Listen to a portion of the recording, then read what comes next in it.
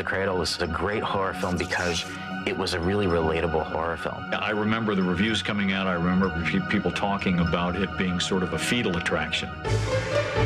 The Hand That Rocks the Cradle was directed by Curtis Hanson, who later went on to do L.A. Confidential and 8 Mile.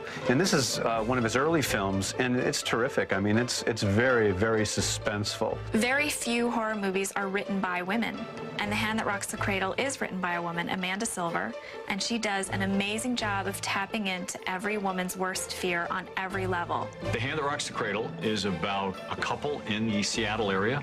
Myself, Annabella Sciorra, we are in need of a nanny, which is where Rebecca De Mornay comes in.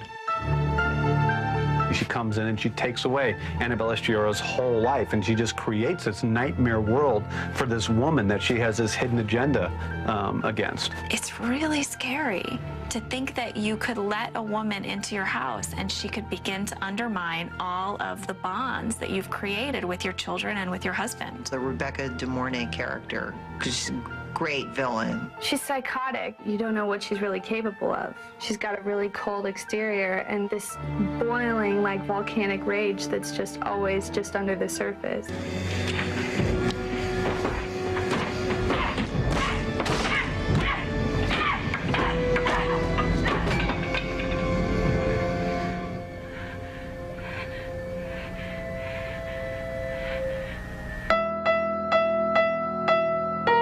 The scene where she's breastfeeding the child is just incredibly disturbing. Rebecca De Mornay goes into the nursery and she looks down at the baby and she lifts up this pillow, and you think she's going to go in there and smother the baby.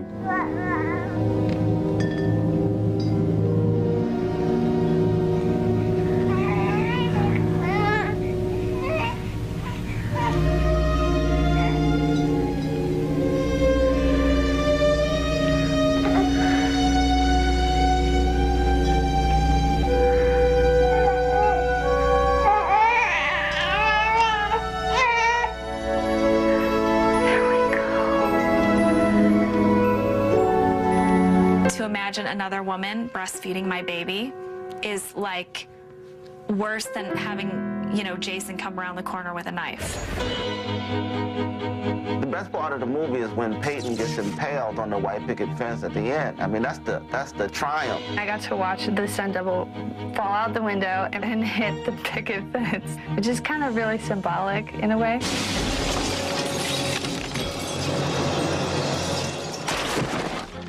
You know, getting locked up is not enough, and the movie satisfies. We shot a couple of different endings to that, and I think the one that they chose was the best. I mean, there was cheering in the theater. It was, thank God, the Wicked Witch is dead.